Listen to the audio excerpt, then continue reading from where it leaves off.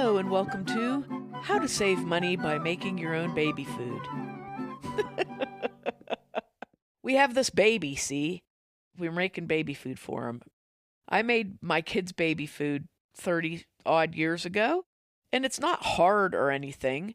It must be coming back into popularity because there's a lot of, there's some little cookbooks you can get about how to make your baby food, which basically the cookbook is take whatever fruit or vegetable, steam it, and then grind it up in a food processor. That's the entire cookbook. So, I'm going to tell you how to save money by making your own baby food. And parents can do this, grandparents. I'm obviously a grandparent at this point, as I am elderly. So I'm making it for my grandson. All you really need, you don't need to buy anything, okay? You don't need to buy a fancy cookbook. You don't need to buy a fancy machine. You don't need to buy fancy containers. You do need a baby. Baby, well, eventually, yes. This is all I ever did, and this is the basics of it. You can get more elaborate if you choose, I suppose, but you need ice cube trays. If you can find, we just actually found some really nice ones on Amazon that are silicone.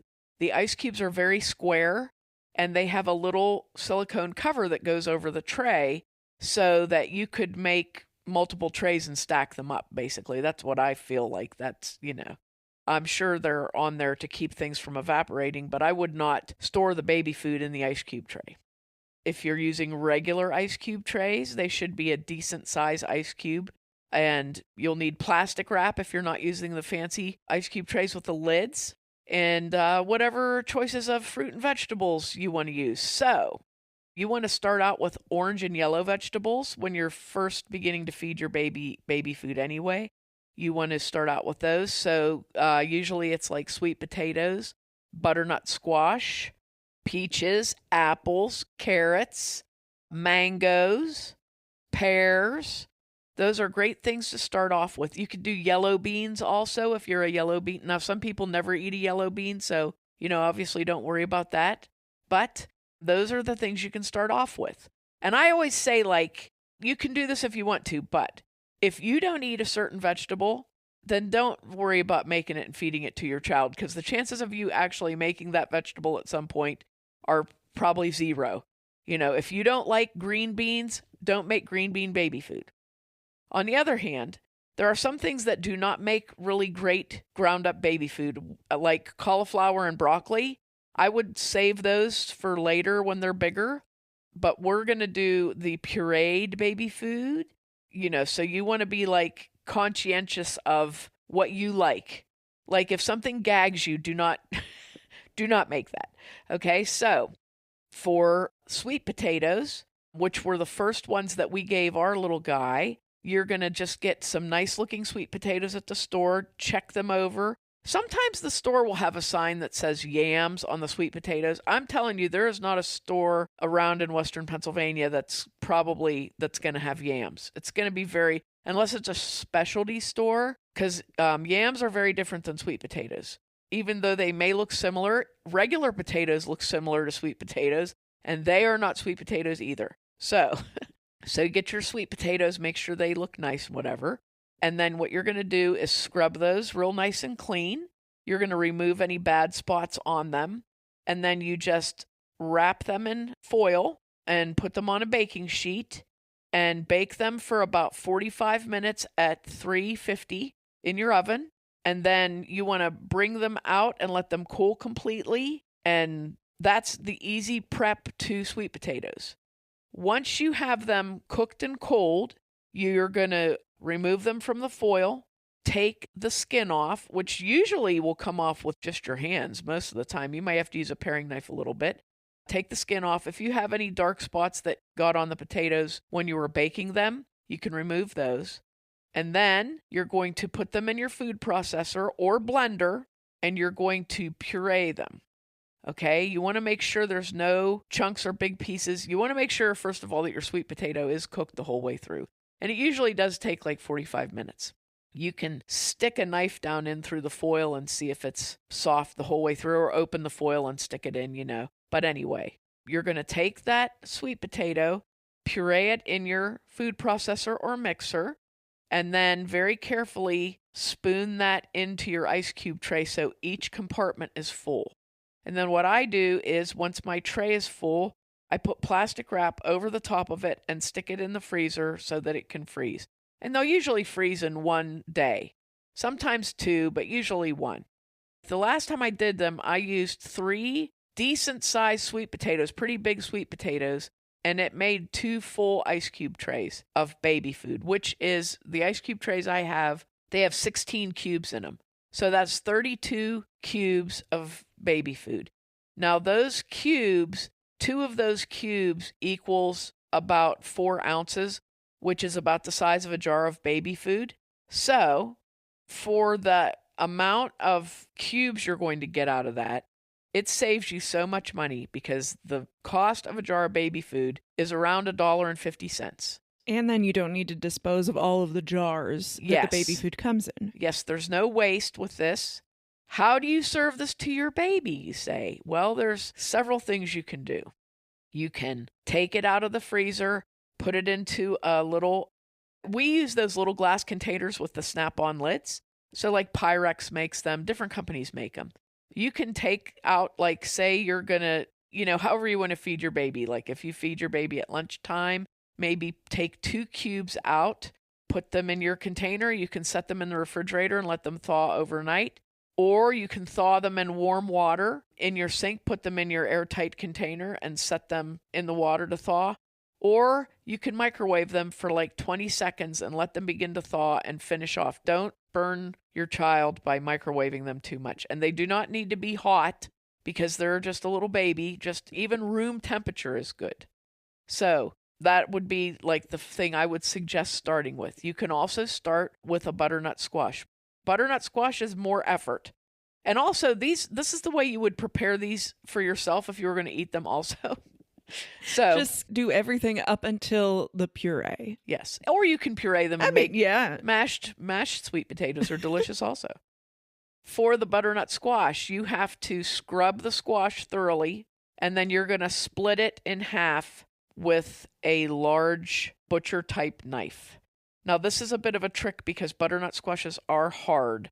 So what you do is you're going to put that on your cutting board and very carefully take your knife and rock it on the surface of the butternut squash until you can get the knife to go down in, and then put some pressure on it and it'll snap in half. But be very careful because they are hard.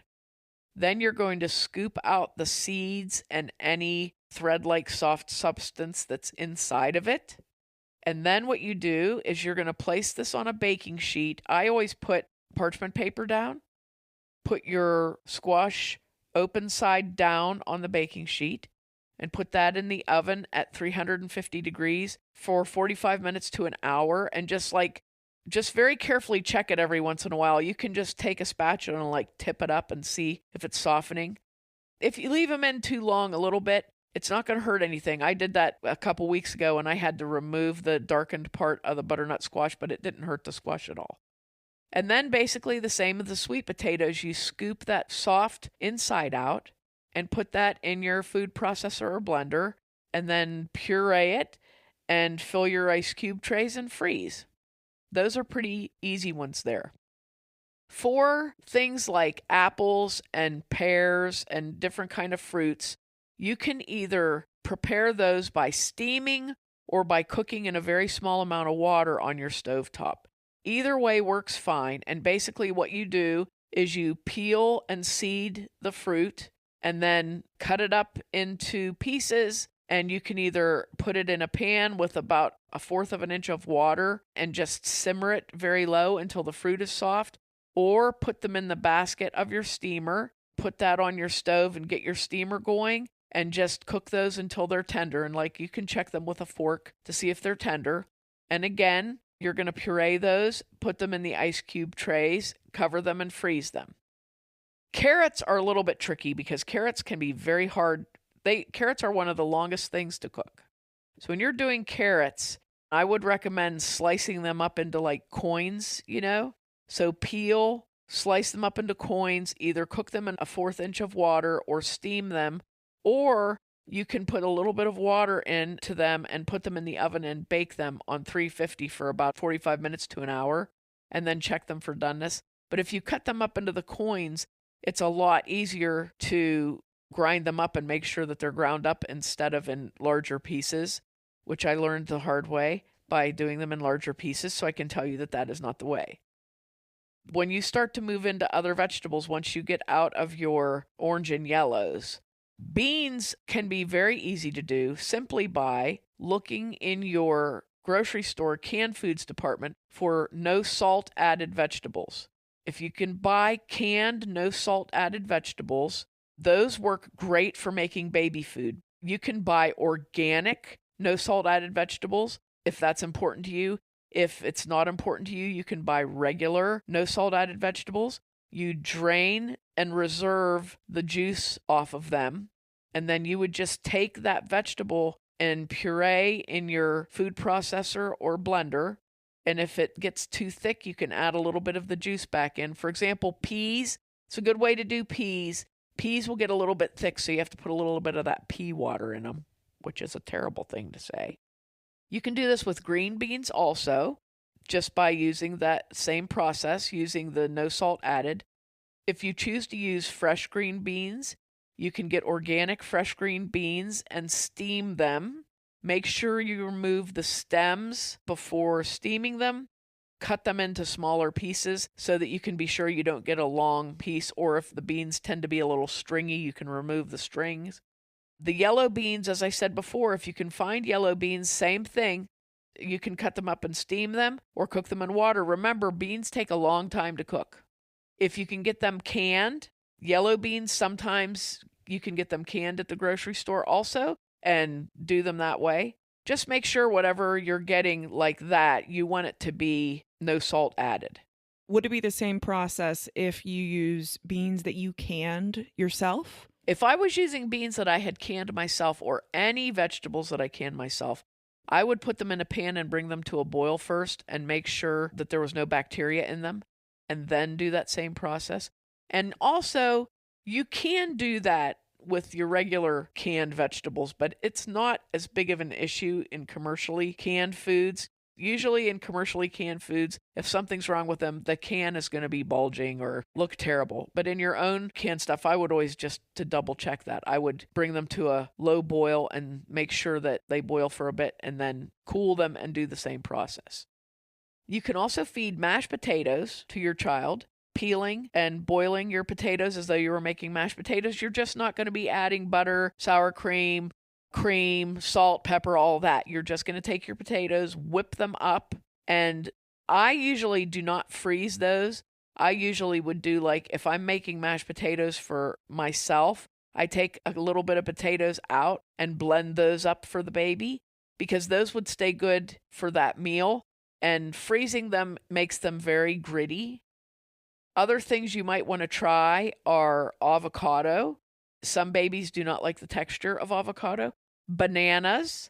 Bananas can be pureed fresh, and those freeze very nicely. Then they're very easy to do. So if you like bananas, you want to do those for your baby, you're just going to peel your bananas, and you want to get bananas that are ripe, not yellow, but you don't want them to have brown spots on them. So remove any spots, put them in your food processor, whip them up, and freeze them. And the nice thing about this is you can pick out 2 or 3 different things to give your baby. You could make apples, sweet potatoes, and green beans and have like a little meal. I didn't tell you how to do peaches. Peaches are super easy also. Peaches, you just want to peel. And the way to peel your peaches is you have a pan of simmering water, not boiling, simmering. Drop your peaches in that water for about 90 seconds and take them out. Let them cool. And then you can remove the skin easily. Then you remove the pit, and where the pit sits in the peach, you'll get dark, stringy flesh in there. Remove that, and then just take your peaches and puree them. And you can put those right into ice cube trays and freeze those. You don't have to cook them or anything. And those are terrific for babies, especially if your baby's a little bit constipated. Excellent.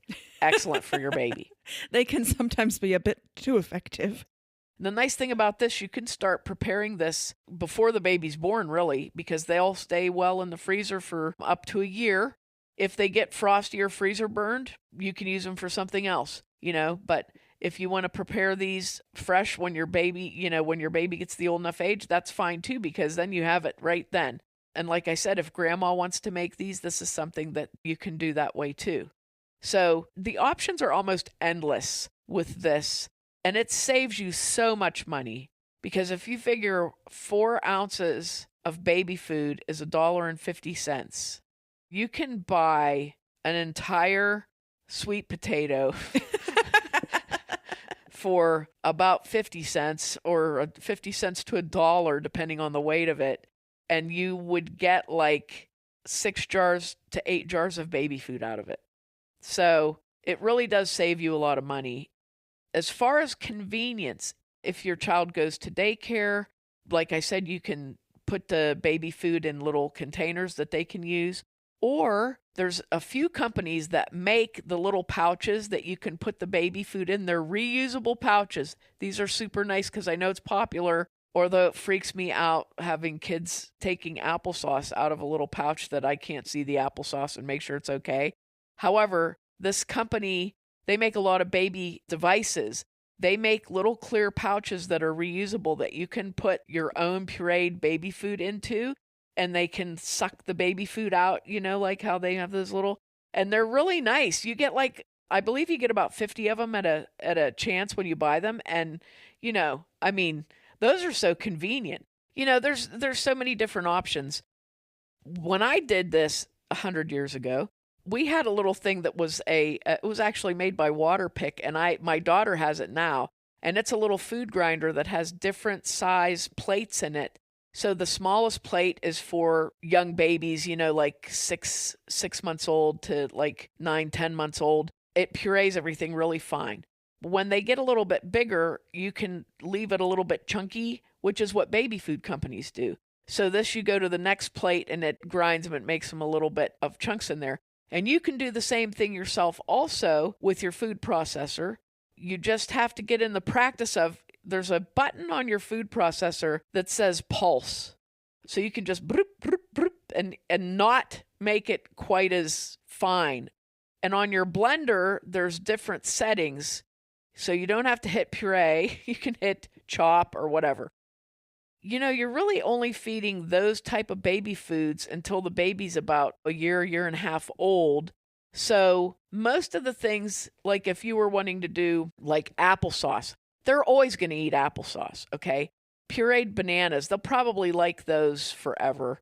The peaches are great forever. They're great in those little sippy pouches or, So there's a lot of things, peaches, pears, apples, mangoes, things like that you can use throughout until your baby is old enough to eat, and has more teeth than 2. So, when they're getting old enough. So there's a lot of things you can do there.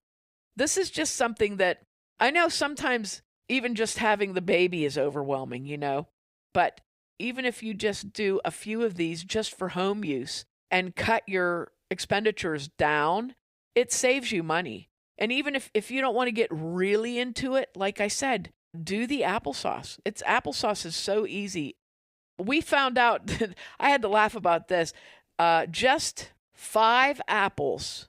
I did 5 apples and I made a full tray of baby food, which is not too bad.